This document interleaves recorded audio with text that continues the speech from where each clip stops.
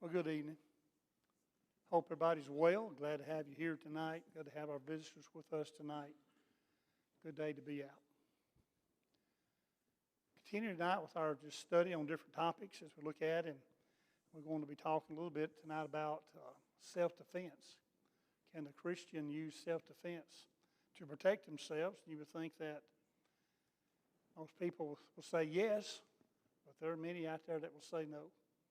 So we're going to look at some of the opposing views of such as that. I'll have a prayer before we get started, and Mike Randolph, lead some prayer, please.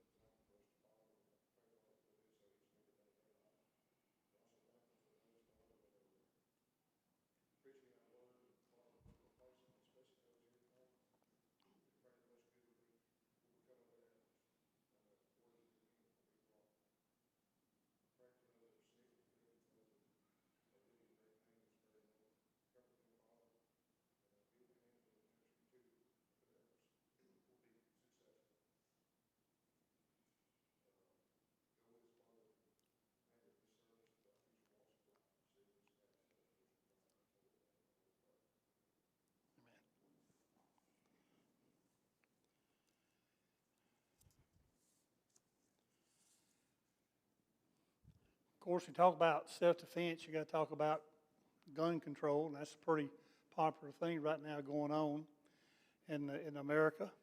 Again, you have those who are for it, you have those who are against it. About every time that sort of begins to die down a little bit, there's a school shooting or a shooting somewhere else, and here it all comes right back up again. And there again, you have different opinions on what can be done. But most people argue if you take the guns away from law-abiding citizens, you're giving the guns to the non-abiding citizens. They're all going to have the weapons. So therefore, you're not really accomplishing anything except disarming those who really want to live by the law, in other words. But I think we all would agree that guns are not the problem. A gun has never killed anyone. Never saw a gun jump up and shoot somebody on its own. It always had to have somebody behind it to pull the trigger, and that's something that many people fail to realize.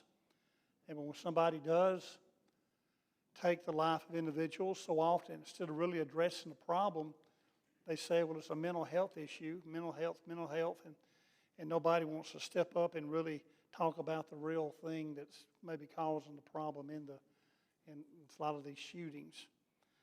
But they won't look at a person's background, and again, they start finding disturbing things, and then they start blaming others. Didn't you see this? And couldn't we have maybe done something to stop it? And on it goes, warning signs. And then they try to legislate the problem, trying to fix the problem, but politics just don't get it. Politicians aren't going to get it either because it's a spiritual issue, I think. It's not necessarily it is a physical thing, but it begins with the spiritual. And many politicians in writing laws and such don't have the backbone to really address where the problem is. But different things are the problem. The home's being destroyed by divorce, and you have parents who are not being parents as they should be. You have many of these video games that promote killing, and you kill somebody, and then you go to the next one, and there's somebody else, and there's no reality that's really set in for that young individual whose brain is still in development to realize that when you point a gun at somebody, a real person, pull the trigger, there's liable to be murder. That's what it's going to be. They're not just going to get up and go to the next scene. And many times they fail to realize that. We have entertainment that's glorifying violence, and that's everywhere as well. There's a lack of punishment for those who do commit such crimes, and then taking God out of everything and teaching the atheist doctrines on things, showing that man is really not created in the eyes of God or and such as that. Again, it's just one thing that leads to another that brings this about. And there again, it sort of comes back to self-defense. Can I protect myself? And when is it right or when is it wrong? Here's a question. Let's look at one question. What was the instrument used when Cain killed Abel? What was the instrument? What did he use? It doesn't say. How many thought it was a rock? We have some rock. How many thought it was maybe a big stick that he picked up? How many thought it was his hands? He went to him and choked him to death. Don't know. We're not told about it because the instrument is not the issue. What was used is not the issue, but personal responsibility is the issue, the love that one should have for another. That's the issue. And when that gets diminished, then anything and everything can happen.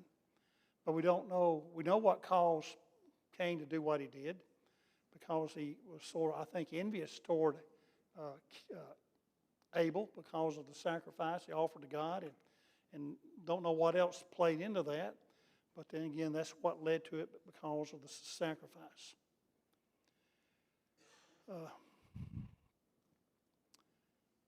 So what about no self-defense? Did Abel try to defend himself? Was that wrong for Abel to defend himself? Is it wrong for people today to defend themselves? If you're in a place where shooting begins, if you have a weapon on you, what are you going to do? You're going to defend yourself? You're going to just run out, maybe help or defend others. Well, again, there's two views of that people take, and both individuals to both views use the Bible for their defense as to why it is right. Some say Christians are permitted to have self-defense. Some say they're not permitted to. It relies on the non-Christian. He's the one that can defend himself, and sort of on it goes on that. But here's what the Bible says on some issues of this, about the Christian self-defense. In Luke 22, 35 through 38, here's Christ speaking to his disciples, and he tells them something. And he said to them, when I sent you without money, bag, knapsack, and sandals, did you lack anything? And they said nothing. Then he said to them, but now he who has a money bag, let him take it, and likewise a knapsack, and he who has no sword, let him sell his garment and buy one. Here's Christ telling his disciples, you're going to need protection. And this sword he's talking about, it's not for, slicing bread with or spreading butter. This thing is for protection. Verse 37, for I say to you that this which is written must still be accomplished in me. And when he was numbered with the transgressors, for the thing concerning me have an end. So they said, Lord, look, here are two swords. And he said to them, it is enough. So he didn't tell them to go get one. They said, we got two. That's enough for your protection.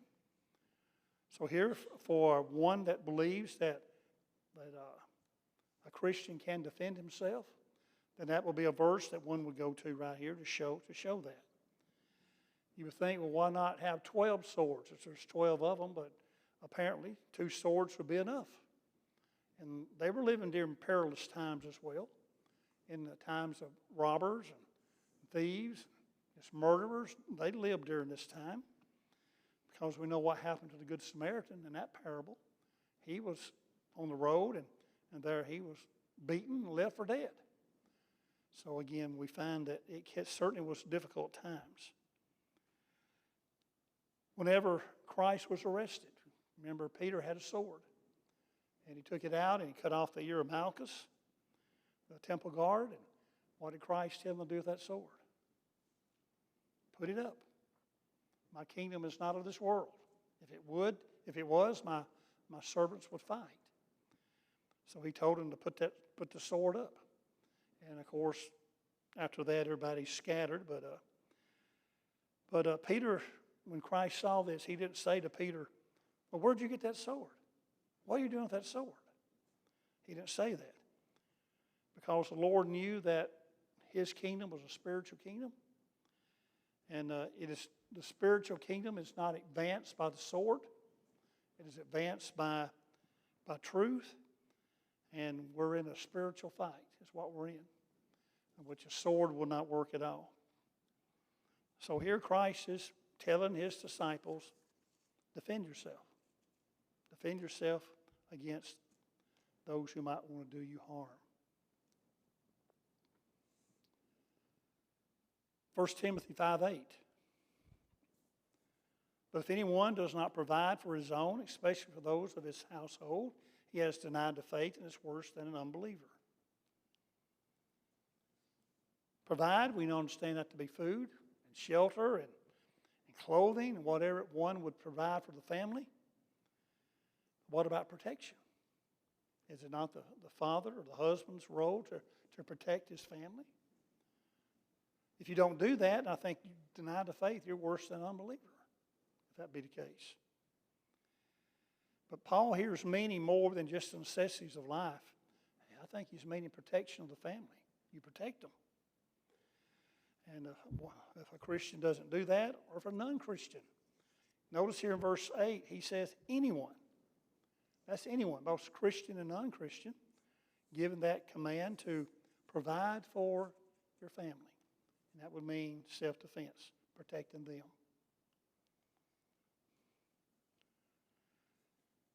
In Luke 3, verse 14, some soldiers come up to John the Baptist. And they have listened to his teaching. And they have some questions for him. Probably were there to be baptized as well after they heard what he had to say. But before these men get to him, John told them, if you have 2 coats, you give one away. If you have extra food, you give that away as well. Tax collectors came up to him, and they asked John, what do we do? And he told them, don't collect more than the law requires. Be honest. And then these soldiers come up to him. Oh, what do we do? And of course he says, don't intimidate people. Don't accuse people falsely. Be content with your wages. But he didn't tell them to get out of the military. He didn't tell them to quit. You need to get out of the literal military and come join the Lord's army. He didn't tell them that. He didn't have to do that. The Lord didn't expect it. He didn't tell them to get rid of your weapons. Be a conscientious objector. He didn't tell them that either. He just told them, here's what you are to do. You are to have Christian principles in your occupation here. So there's some soldiers. Christ just tells them, do the right thing. Live a godly life. Another's in Acts 10 and verse 1. We have the conversion of Cornelius. He was a military officer. And Peter didn't tell him to get out of the military.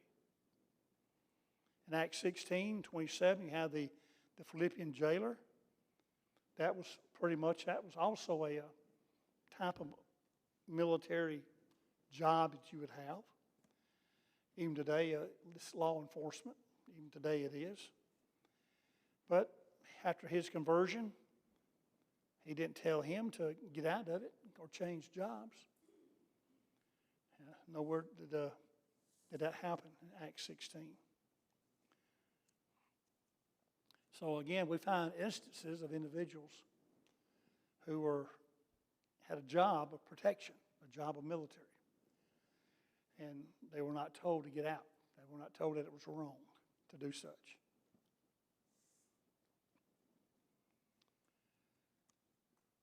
Another part to look at, there are not separate laws for Christians and non-Christians.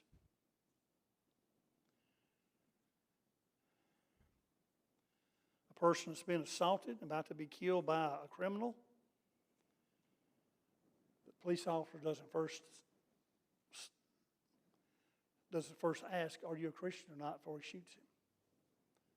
No, he's going to have to do something for protection there.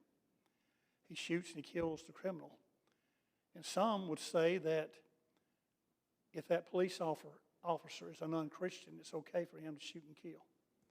But if he is a Christian, it is not okay.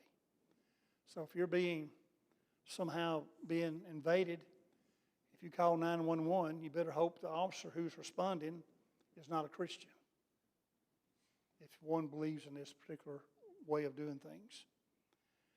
But the law applies to both Christians and non-Christians. The law of God does. Just like the laws of the land apply to both Christians and non-Christians. And no one is exempt from it. If murder is wrong for one, it's wrong for the other. Romans 13.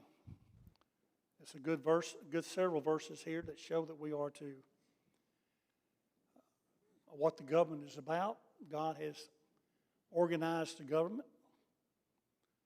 Is a part of His way of doing things. 13:1 of Romans, let every soul be subject to the governing authorities.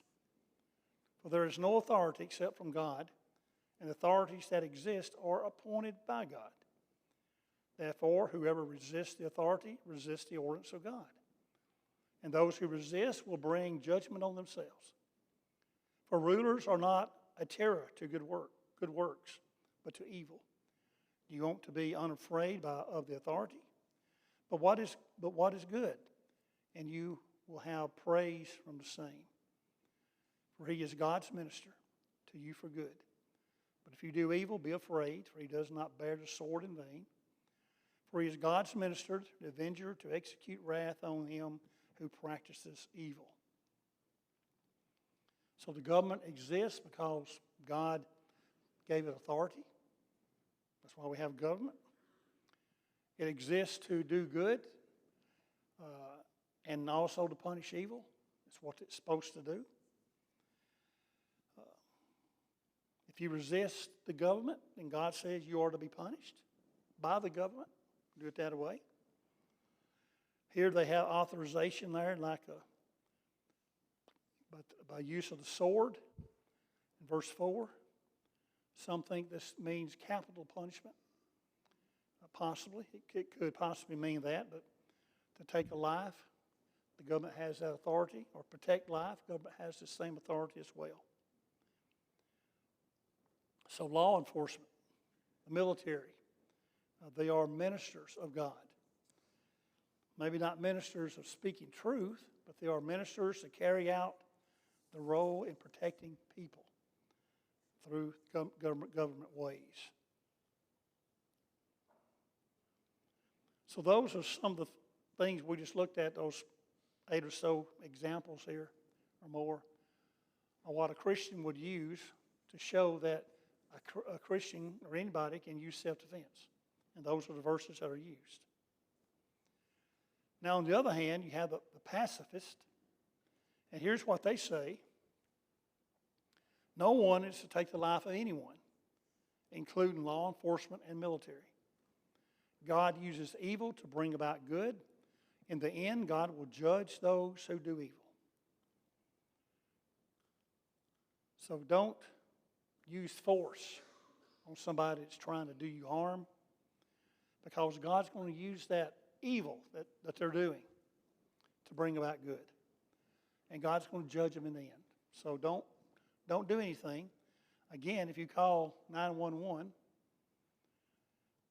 it would be wrong for that law enforcement person to come and to take the life of the person that's doing you harm. It would be wrong to call upon them. So if it's wrong to take the life of somebody, then it would be wrong to call 911. That's what they're going to do. So either way, it works out that this is not a good stand. It doesn't work. So if that's the case, what they say here, then God has left us defenseless in a very evil world that we live in. Some would go to the next verse, is Exodus 20, verse 13. Some versions say you shall not kill, but the real meaning here is you shall not murder. That's where it's coming from. There's a difference in killing and a difference in murder. A big difference there. The Bible forbids all murder, but you'll find that there's times when killing is right. Again, like in saving your own life. Murder is unlawful. You're not to take another person's life, at least an innocent person's life. But the times it has to be done, even in capital punishment. Christ brought it back over in Matthew 5:21.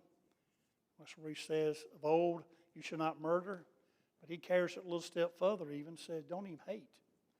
If you have this hate in your heart, it will lead to murder. That's what it will do. So, law of Moses had it. Christ brought it forward in Matthew 5. In Genesis 9, there's some very interesting laws here. They're called universal laws. Laws that will never change. Laws that God put into effect, and they'll never change. And one, chapter 9, verse 6, whoever sheds man's blood, by man his blood shall be shed. For in the image of God he made man. So God is saying here, a universal law is, you take somebody's life, you murder somebody, well then your life can be taken as well. That's a universal law. How do we know that? Well, if you back up or read chapter 9, it's not here, I don't have it on the screen. He says there, be fruitful and multiply. This is after the flood. Now, after the flood, that's going to always be true. That's a law. That's why God destroyed the Tower of Babel. And the people scattered them. They were so interested in building that tower, they weren't being fruitful and multiplying. That's the universal law. That will always be true. If you stop that, then mankind dies out in about 80 years or so. Also in Genesis 9, he talks about how the beast will fear humans. That'll always be so. Now you'll have times when some animal will attack and kill somebody. That happens, but for the most part, animals are afraid of humans. He talks there in Genesis 9 about not eating an animal with blood inside of it. It has to be bled, drained. We still do that today. That's a universal law. It will never change. And then the big universal law that he puts in here that we surely know is the rainbow, the promise. No more floods. So he puts all these universal laws in here that will never change. And if somebody takes another person's life, murders them, then if the government chooses, the government can take that individual's life as well. And you know, there's certain states where you have capital punishment, and certain states where you don't, and so there's a. But if one wants to say capital punishment, you can go right here because it falls under the universal law.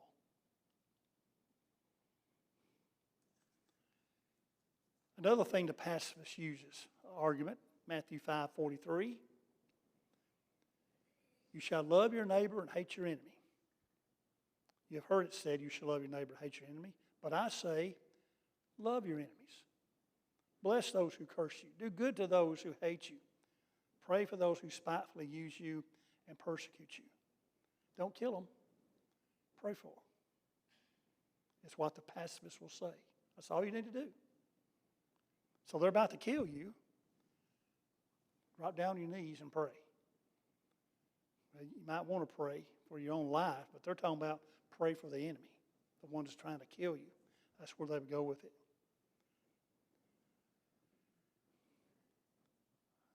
So he says, love your enemies. Is my love for my enemy to be greater than my love for my family? Which one should I really love the most? I should love my family the most. But for a pacifist here, because I can't protect my family, I'm going to love my enemy more than I am my family. That's the view that's how where it comes from. So, by not helping the victim, you're taking the side of the attacker. That's what you're doing here. Now, love includes punishment. People are to be punished. Any children, we know we punish them because we love them. But love your enemies. That's what we are to do. But also protect yourself from your enemies. Protect yourself. In the Old Testament, Leviticus 19:17 says, "You shall not hate your brother in your heart. You shall surely rebuke your neighbor and not bear sin because of him." Now, don't hate your brother. Rebuke him if he's in the wrong. But in verse 2 of Leviticus, again, you shall say to the children of Israel, whoever of the children of Israel or of strangers who dwell in Israel, who gives any of his descendants to Molech, he shall surely be put to death. The people of the land shall stone him with stones. They'll love your brother. But if he starts sacrificing his children to these pagan gods, you kill him. You take him out. You stone him. God isn't going to have that. So yeah, love your brother. Rebuke him. But if he doesn't listen, and he's starting to give the children to these Molech and whoever, stone him. Another verse that sometimes the pacifists will use, Romans 12:17 through 19, basically repay no evil for evil, or repay no one evil for evil.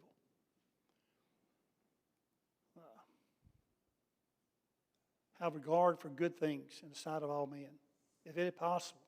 As much as depends on you, live peaceable with all men. Beloved, do not avenge yourself, but rather give place to the wrath.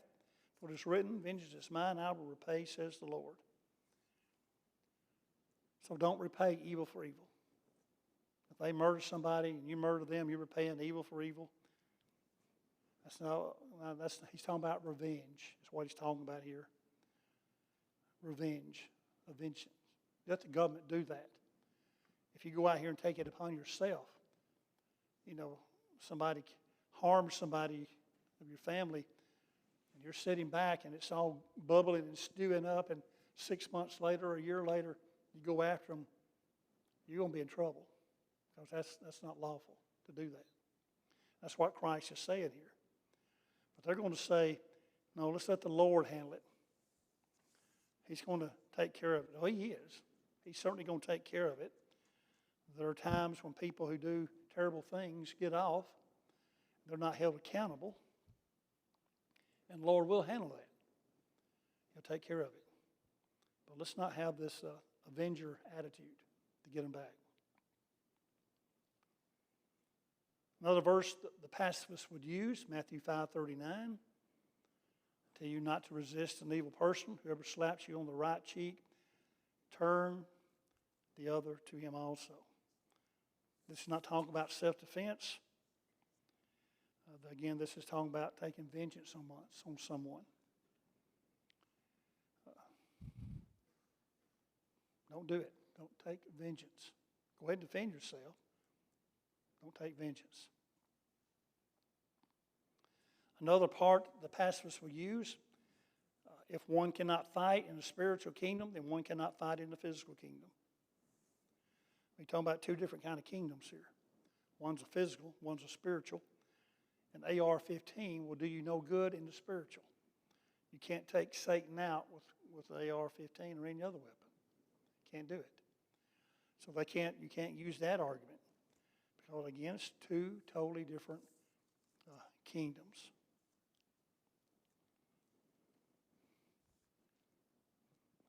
Another argument the pacifists will use, and the last one here, if a Christian kills somebody in self-defense, he is doing the same thing the killer is trying to do to him. That's not true.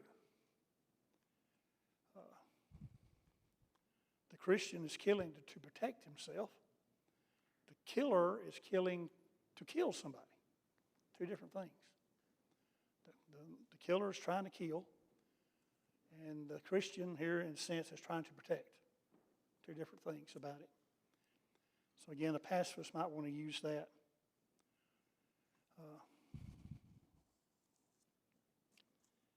And such. So anyway, that's any thoughts on that or comment?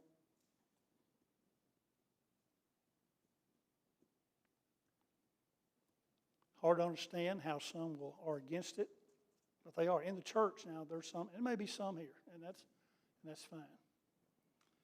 But there's some preachers of old that I had read of and such. They were pacifist. You don't take anybody's life, period.